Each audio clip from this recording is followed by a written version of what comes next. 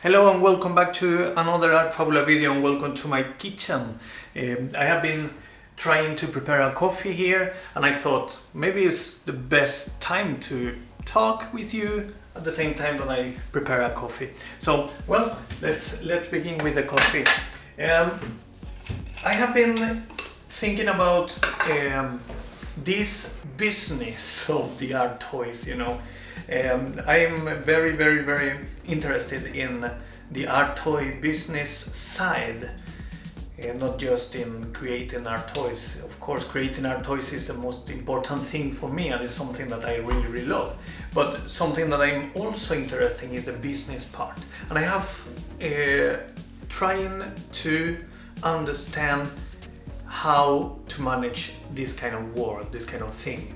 I have been working with Art Fabula 3 years now, and I have been trying to do my best growing Art Fabula, and now I see that it's growing slowly, it's taking time, but it's growing slowly and I'm putting a lot of time.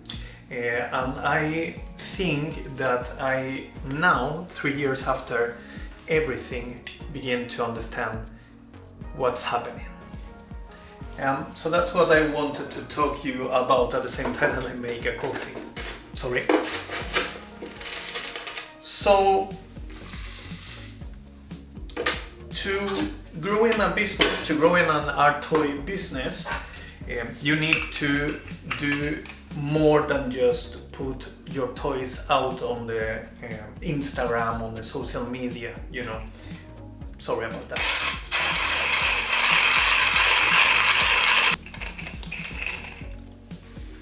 So, sorry. Instagram and Twitter helps a lot to grow in, well, if you want to grow this business.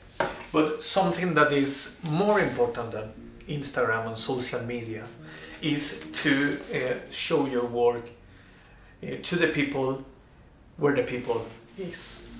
So, for example, if I want to sell bags or t-shirts or something like that here in Sweden, I will put them on the Instagram and on social media, of course, but I need to go out. I need to show the product to the people. I need them to get my products in their hands and try them. So this is the essential thing that I think is what is happening with me right now. When you see my toys on the website, you see two things. You see a representation of the toy, and then bad quality of me taking photos of the product. You don't see the real product, you see what I want you to see. And if I'm bad trying to take a photo of the product and showing it to you, then you are going to get a bad product image. So that's why good product image is very important. But if you are a professional, it doesn't matter. If you are a professional, if you have this good product, then you will show them. You will need to show the people this product. You can just, well, here's the photo, buy my product. You need to do something more. Wait a minute. Something that is very important is that you need to put the energy in showing the people what you have in mind, what your product. So in these 3 years that I've been working with Art Fabula, and I have been trying to grow Art Fabula, I have done everything wrong. I put my products, of course, in shops, in eBay, for example, but I did it in the wrong way. I need to I should have moved my products a little bit more before showing it to the people in real life. And that's why it's good, the social media, because you can show the products in the social media and then say to the people, go to this place or come here and show, and you will have the products in the real hands. That's what video is so important. Oh, you can hear the coffee. That's what video right now is so important, because you can see the product in relation to everything else around it. For example, if I hold my toy with me right now, I don't have my toy, but I have this. If I show you this, you in my hands, you will see the eye and you will see the color in perspective with me in a representation, and you will see in a better way what I have here. If I only take a picture of this and put it on a website, then you won't see anything at all. You see only a representation, a very small representation of the real thing. Coffee?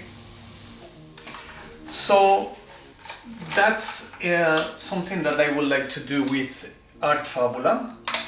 I would like to put more videos, and I would like to present my toys in the social media more like a real thing, with me or with someone else in relation to the environment around. But the other thing that I wanted to do, and I'm going to do, is to put the toy where the people is. And where is the people? The people is in those exhibitions like Wonderfest, for example, or like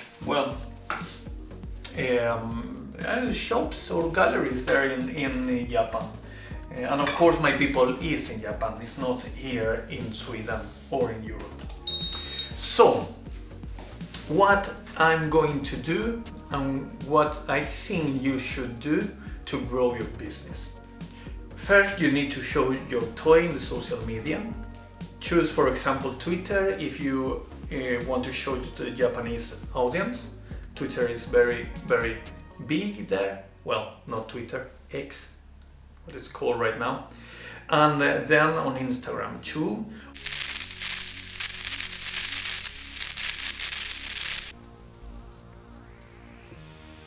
Sorry. I don't know what happened. It is not going to happen again. Sorry about that. I think it was the memory card. Well, we continue. The next thing, number 2, the next thing you need to do is to put your toys on the retailer's side. So you need to contact a lot of retailers. You need to, find them first on Instagram, on Twitter, everywhere, and then you need to mail them. You need to send your image and you need to explain to them why you want to sell your toys to them, or why want them to sell your toys. So that is a very, very important part, because you have a product, you have a toy, and they need to understand why this toy is something for them and what kind of public do they want to buy your toy. This is something that I have had problems with before, because not all the sellers like all my toys, for example. So I have a few in Japan that only likes 1 or 2 kind of toys, but not the other ones. 1 or 2, for example, in the USA that like the other ones and not that the Sofubi ones, for example. So you need to understand what kind of retailers there are out there and what kind of toys they sell and what is the audience they sell to.